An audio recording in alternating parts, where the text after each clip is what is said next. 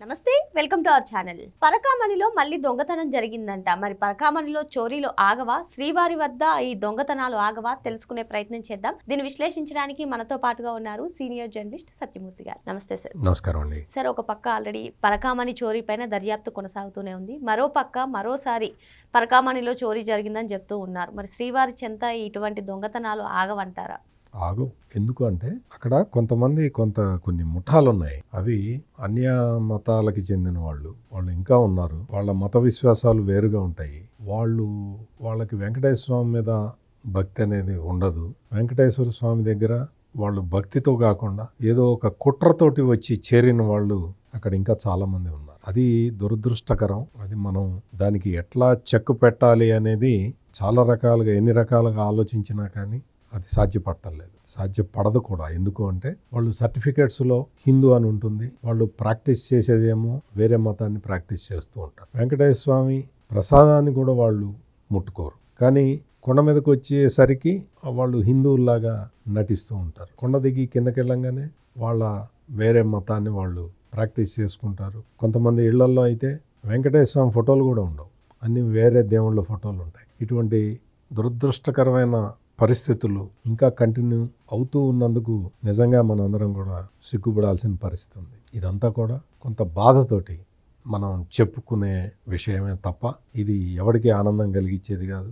ఎవడన్నా మతం పేరుతో కుట్ర పన్నేవాడికి ఆనందం కలుగుతుందేమో, కానీ నిజంగా వెంకటేశ్వర స్వామి భక్తులుగా ఉన్న వాళ్ళందరికీ కూడా ఇది చాలా సాడ్ స్టేట్ ఆఫ్ అఫైర్స్. అంటే మళ్ళీ మీరు అడగచ్చు, పరకామణిలో అప్పుడు చోరీ చేసి అతను దొరికిన రవికుమార్ మరి హిందువే కదండి అనొచ్చు. రవికుమార్ హిందువే, అందులో డౌటే లేదు. ఆ రవికుమార్ని పట్టుకున్న సతీష్ కూడా హిందువే కదా. అంటే నేను మతాన్ని ముందరగా ఎందుకు ప్రస్తావించాను అంటే, పరకామణి చోరీ కేసు ఆల్రెడీ కోర్టులో ఉన్న ఆ కేసు కాకుండా ఇప్పుడు ఈ కొత్త కేసు గురించి ఆలోచిస్తూ నేను ఆ మాటలు చెప్పాను.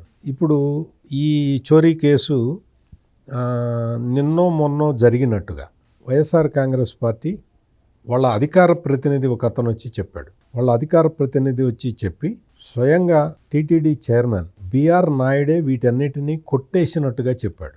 నాకు అది విన్న తర్వాత నాకు చాలా అసలు ఈ రాజకీయాల కోసం ఇటువంటి నీచమైన ఆరోపణలు చేస్తారా అనే ఒక బాధ కలిగింది. ఆ తర్వాత మనం ఎంక్వైరీ చేసుకుంటే ఈ వైఎస్ఆర్ కాంగ్రెస్ పార్టీ అధికార ప్రతినిధి వచ్చి వాళ్ళ ఛానల్లో కూర్చొని వాళ్ళ డిస్కషన్లో కొమ్మినేని శ్రీనివాసరావు అనే ఒక జర్నలిస్ట్ ఉంటాడు, అతని డిబేట్లో కూర్చొని ఈ వివరాలన్నీ చెప్పాడు. అతను వాస్తవంగా ఏంటి అంటే, ఈ చోరీ జరిగింది నిన్న మొన్న కాదు. ఈ చోరీ జరిగింది, మీకు డేట్తో సహా చెప్తాను.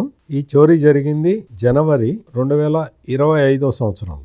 2025 సంవత్సరంలో ఈ చోరీ జరిగింది. ఈ పరకామణికి సంబంధించి పెంచెలయ్య అనే వ్యక్తి ఈ చోరీకి పాల్పడ్డాడు. ఆ రోజునే అన్ని పేపర్లలో ఈ పెంచెలయ్య గురించి వచ్చింది. ఇతను పరకామణి అంటే ఇతను ఒక కాంట్రాక్టు ఉద్యోగి. ఈ కాంట్రాక్టు ఉద్యోగి ఈ బంగారాన్ని తస్కరిస్తున్నాడు అనేది ఎక్కడ మీకు అంతకు ముందర రవికుమార్ పరకామణి కేసుకి సంబంధించి ఏంటి అంటే, స్వామివారి హుండీ లెక్కించే చోటే పరకామణి ప్లేసులోనే చోరీ చేశాడు. ఈ చోరీ ఎక్కడ జరిగింది అంటే, పరకామణిలో లెక్క వేసిన తర్వాత ఆ లెక్క తేల్చిన తర్వాత వాటిని తీసుకొచ్చి ఒక భద్రపరుస్తారు, ఒక స్టోర్ రూమ్ లో భద్రపరుస్తారు. ఆ స్టోర్ రూమ్ దగ్గర ఇన్ఛార్జిగా ఉన్న పెంచెలయ్య వీటిని కొట్టేస్తూ ఉన్నాడు. వీటిని కొట్టేస్తూ ఉంటే ఇతను ఎప్పుడు చేరాడు టీటీడీలో అంటే కాంట్రాక్ట్ లేబర్ గా, ఇతని పేరు వీరిశెట్టి పెంచెలయ్య. ఇతను పరకామణి గోల్డ్ స్టోరేజ్ రూమ్ కి ఇన్ఛార్జ్. ఇతన్ని ఎవరు చేర్చుకున్నారు అంటే, భూమన కరుణాకర్ రెడ్డి ఇతన్ని ఉద్యోగంలో చేర్చుకొని ఇతన్ని పరకామణి గోల్డ్ స్టోరేజ్ రూమ్ కి ఇన్ఛార్జిగా పెట్టిన వ్యక్తి భూమన కరుణాకర్ రెడ్డి. మరి అప్పటి నుంచి అంటే భూమన కరుణాకర్ రెడ్డి టీటీడీ చైర్మన్ గా ఉన్నప్పటి నుంచే ఇది జరుగుతూ ఉన్నది. ఎప్పుడైతే గవర్నమెంట్ మారిన తర్వాత టీటీడీకి కొత్త బోర్డుని ఎప్పుడైతే వేశారో, బిఆర్ నాయుడిని చైర్మన్గా కొత్త బోర్డు ఏర్పాటు అయిన తర్వాత బిఆర్ నాయుడికి కంప్లైంట్లు వచ్చినాయి. ఈ పరకామణి గోల్డ్ స్టోరేజ్ రూమ్కి కాపలాగా ఉన్న వ్యక్తి పెంచెలయ్య అనే వ్యక్తి భూమన కరుణాకర్ రెడ్డికి సంబంధించిన వ్యక్తి. భూమన కరుణాకర్ రెడ్డే తీసుకొచ్చి ఇతన్ని స్టోర్ రూమ్కి ఇన్ఛార్జిగా పెట్టాడు. ఇతను అక్కడి నుంచి బంగారం, నగలు తస్కరిస్తున్నాడు అని చెప్పి కంప్లైంట్లు వచ్చినాయి. Okay sir. కంప్లైంట్లు వస్తే ఆ కంప్లైంట్ ఆధారంగా ఇతన్ని పట్టుకోలేరు. ఏం చేయాలి? ఏం చేశాడు బిఆర్ నాయుడు చైర్మన్గా అంటే ఆ కంప్లైంట్లని విజిలెన్స్కి హ్యాండ్ ఓవర్ చేశాడు. విజిలెన్స్ వాళ్ళు ఈ పెంచలయ్య మీద నిఘా పెట్టారు. నిఘా పెట్టి ఏం చేశారు అంటే ఇతన్ని ఫాలో అయ్యారు. ఇతను ఏ విధంగా ఇచ్చేస్తున్నాడు, ఎట్లా చోరీ చేస్తున్నాడు అనే విషయాలన్నీ వాళ్ళు కనిపెట్టారు. కనిపెట్టిన తర్వాత ఒక్కసారి అతన్ని పట్టుకున్నారు. Okay sir. ఆ పట్టుకున్నది కూడా మీకు డేట్ చెప్పాను నేను మీకు. జనవరి 13వ తారీఖు 2025 సంవత్సరంలో పట్టుకున్నారు. 2025 సంవత్సరంలో పట్టుకొని ఇతని మీద పోలీస్ కేసు పెట్టారు. పోలీస్ కేసు పెట్టి ఇతను ఏమేమి దొంగిలించాడో కూడా బయటికి తీశారు. ఏమేమి దొంగిలించాడు?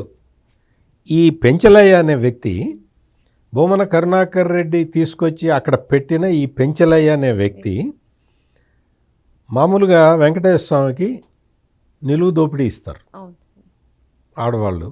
ఏదన్నా భర్త ఆరోగ్యం బాగలేకపోతే, ఆరోగ్యం బాగా అయితే నిలువు దోపిడీ ఇస్తానని ఏదో అటువంటి మొక్కులేవో ఉంటాయి.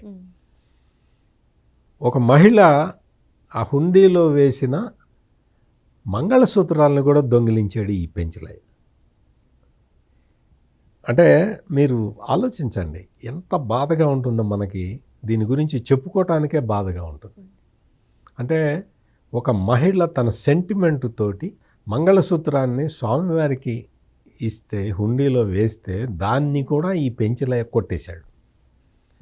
ఈ పెంచలయ్య కొట్టేసిన తర్వాత దాన్ని వీళ్ళందరూ కూడా నిఘా వేసి పట్టుకొని పోలీస్ కేసు పెట్టి అదంతా కేసు నడుస్తూ ఉన్నది.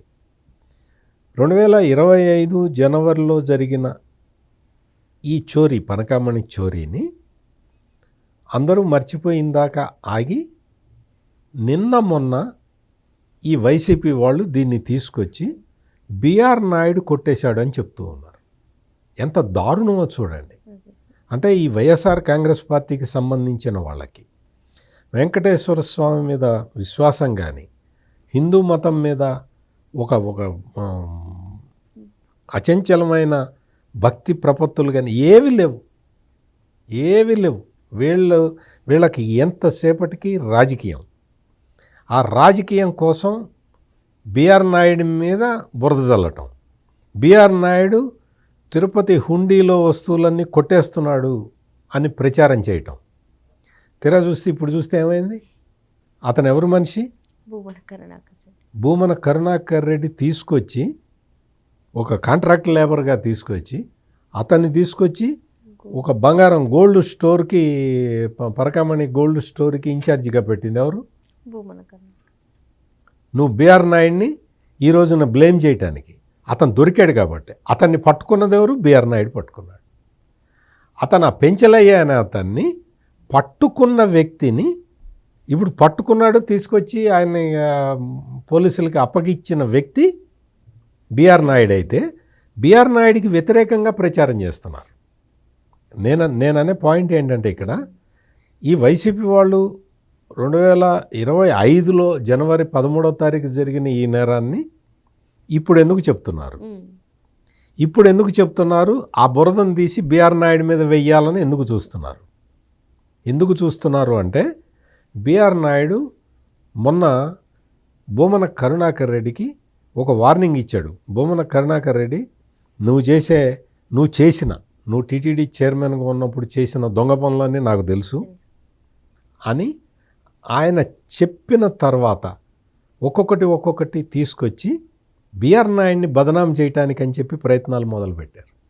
అందులో భాగంగానే 2025 జనవరి 13వ తారీఖు బయటపడ్డ ఈ దొంగతనాన్ని ఇప్పుడు తీసుకొచ్చి ఇప్పుడు చెప్తూ ఉన్నారు. రవికుమారు ఆ రోజున పరకామణిలో చోరీ చేస్తూ దొరికిపోయిన తర్వాత ఇదే వైవి సుబ్బారెడ్డి, ఇదే భూమన కరుణాకర్ రెడ్డి, అదే రవికుమార్ని కూర్చోబెట్టి పట్టుకున్న విజిలెన్స్ ఆఫీసరు సతీష్ని కూర్చోబెట్టి వాళ్ళిద్దరికీ రాజీ చేశారు.